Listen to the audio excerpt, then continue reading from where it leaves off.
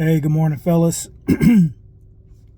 Excuse my voice right now, but I've been under the weather. Something going around. My wife has had COVID and the flu. I have a business partner of mine who just texted me and said he's laying up in bed with the flu. My other friend out in Arizona, man, he's been hit real bad with the flu. It's taking him down. And I know a couple other people, man, has been rushed to the emergency room or took themselves to the emergency room, urgent care. And man, I don't know what this is, but I just want to encourage you guys, to increase your vitamin C, get some rest, and just take care of yourself. Stay hydrated. I wanted to jump on here this morning to say that we're all going through something, and it can be tough, but we got to find a way to continue to keep moving forward, right? And my friend who's sick, right? He has a son who recently graduated from college. Now, his son went to school, the same school that my daughter goes to.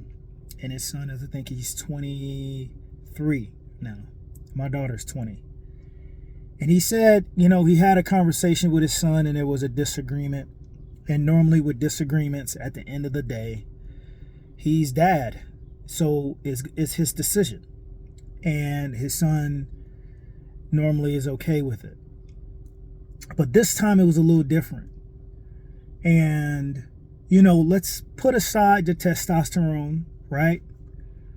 But there was total and utter disrespect. And, a friend of mine, he's Vietnamese, so so his culture is different than mine. So I've never heard him, even when he's angry, it doesn't sound like he's angry.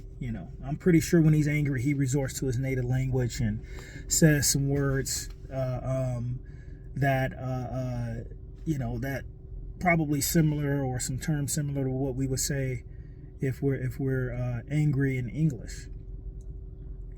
But when I got the call from him, the same week I got the call from another friend who said he had the same conversation with his son. And then another brother said, man, I had this with my daughter. And then one of my customers came into my store and said, man, I don't know what's going on with these kids, but it seemed like it's a spirit on these kids just challenging us. And man, I really don't know what to do. And then, there's me, of course, and I've told you guys before, I've been very challenged with being a dad. And I'm constantly reminding myself of the quote, quoting my friend who said, hey man, we're all alive for the first time. And that provides me with a sense of grace in my heart. And even though my children, or my daughter, who I have this contention with, I have been very strict with parenting. And I've yelled at her, right, in anger and in frustration. And there's a loss of trust on both ends, right? Where I'm seeking to do my best to forgive my daughter in those ways that I felt that I was holding unforgiveness in my heart. Now, I know many of you may say, oh, she's just a kid and this, that, and the other. And I get it. And that's what I'm trying to do. I am focused on forgiveness so that I can move forward with a relationship. But I know that the lack of forgiveness that's coming from that end is it's ironclad, right? So in my time of prayer, and I hope you guys have a time of prayer or a time of silence, meditation, whatever you want to call it, I was reminded that I must not hold any unforgiveness in my heart.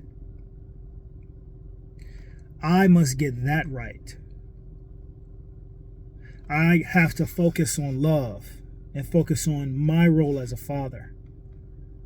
And I have to learn to step away when I'm angry and upset or I feel disrespected, because I take it personal. You know, I've been taking it personal when my kid, the one that I'm referring to, disrespects me. And it's kind of trickled down to the other ones when behavior is reminded, when the same behavior exemplified, or even, gives a similarity, similar behavior. And I know every child is different. But it makes me feel sometimes, and even with my wife, like I just want to leave. I just want to get away. Because the things that I am frustrated about, in my mind, they're simple, For example, cleaning your room and your bathroom. I've shown you how to do this. Now, I know you may have a mess because you've been having a busy week. But it gets to a point where you see this and you're walking on top of clothes and other things that just shouldn't be on your floor. Take out 10, 15 minutes and clean it up. How much effort does it take to put the dirty clothes in a dirty clothes basket? Okay, let me take a step back and let me say, okay, it's their room. That's their world. Some people say, I don't go in their room. I let their room be their space. And if it's messy, da-da-da-da. Well, me, I look at it, how are they going to be when they are an adult? How is it going to be when they are in a relationship with someone and that person has a standard of living and your standard of living is here, and when they see that you don't clean up after yourself, that is a red flag for them, and it could be end of the deal. Because it was like that with me. I remember when I was in my dating phase, and I would get in a girl's car, and if it was nasty, nah. I wouldn't even date a girl with dirty sneakers. Some people may laugh at that, but I'm not dating you if your sneakers are dirty. And then if your car is dirty, and then if I visit your apartment and you got 3-day-old dishes in there, nah, the last time I'm being over there, I don't even want to eat there. It's just me. So I could imagine how someone may portray my child. Okay, cool. I'm not dating them. I'm not in that process with them. So should I care? Well, yeah, I think I should. Because I want them to be productive, clean, hygienically sound individuals. All right, let's take a step back. I've changed the schedule so many times at the house. My wife has come up with a schedule for cleaning and washing dishes. And I've come up with a schedule of cleaning, washing dishes. I don't always agree the way she's done it because the whole house doesn't get clean.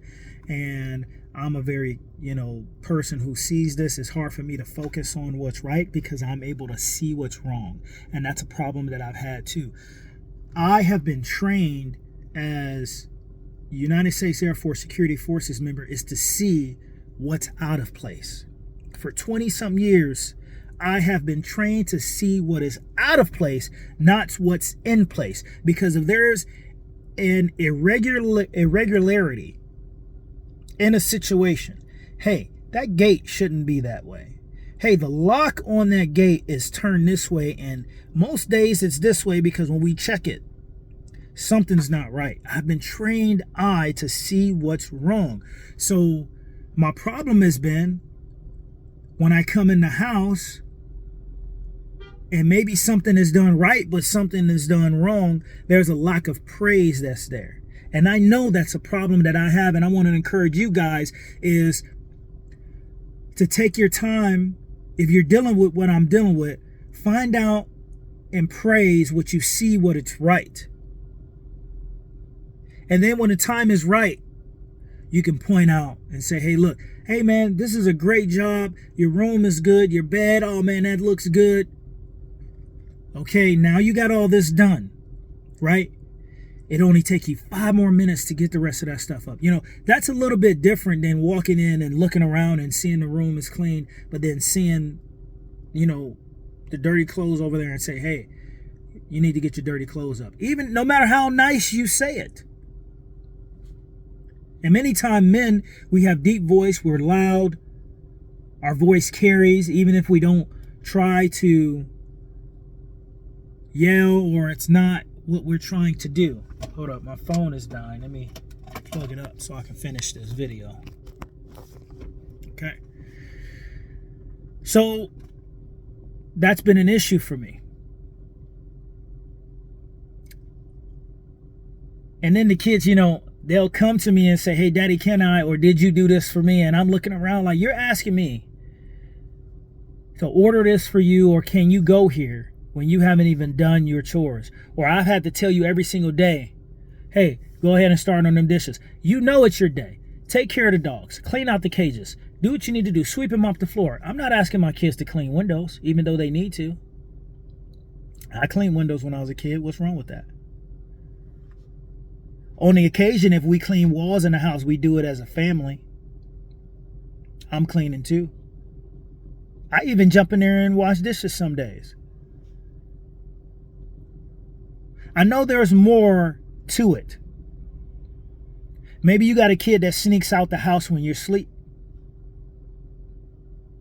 And I want to say, this is not a black thing. This is not a white thing. It's not a racial thing. It's a kid thing. Maybe you have a kid who drank alcohol or smoked marijuana. And now you having this contention with your child's friend's parent, because maybe it was your kid who gave their friend the drugs. And you're like, what? I don't do that stuff. I don't allow that in my house. And now they're looking at you in a certain way. See, your kids don't think about that. They don't think about the danger that they put you in based on the decisions that they make. It's kind of like a woman who goes out and she's wearing revealing clothes, and there's guys that are hitting on her, disrespecting her, and now she looks at you to say something. But she didn't want to listen to you when you said, hey, why don't you cover up a little bit? Let's keep the subject on topic. Just a quick sidebar. But my brother gave me some hope. He said, man, give yourself some grace, because this is the first time you're living. First time you're alive. And then my mom even told me, she said, we all just trying.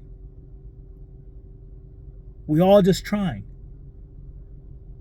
And your kids got both parents in the house. And the lack of recognizing the blessing that they live in, they don't see what other people don't have. So, you know, not to their fault, but there's a lack of appreciation that's there. And I guess we all at some point don't fully appreciate what we have. But I want to end on this note. Is as parents, we have to do our best to love our kids, to protect our kids, to provide for our kids, to be patient in correction, to be patient in discipline, to not over-discipline, to not discipline in anger, to not be so quick to respond. And the hardest thing for me is to try not to take it personal. because I know this is your seed, and I know you're watering it, and I know that you're nurturing your children. Those of us who do.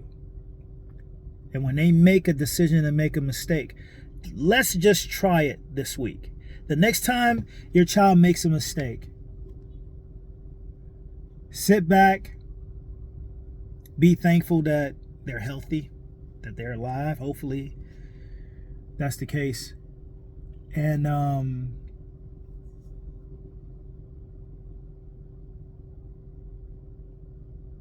if possible, let them deal with the consequences. Or just say, okay, all right, I guess we're going to handle it this way. And just be as calm as possible when dealing with the situation. But mostly, hug them, kiss them, and say, hey, the most important thing is that you're alive. And now you got to live through the results. You got to do. And I'll be right here with you. Now, if they crash your car or something like that, of course you're going to be upset. You know, but let the punishment fit the crime, is what I'm saying. Let the punishment fit the crime. All right, that's my rant. I hope y'all have a blessed week. And I'm focusing on trying to be chill. Because I got 4 more kids after that. Ooh, my youngest is 8. So, man, who knows what lies in the future. And they all different. They all different. I love you. Peace.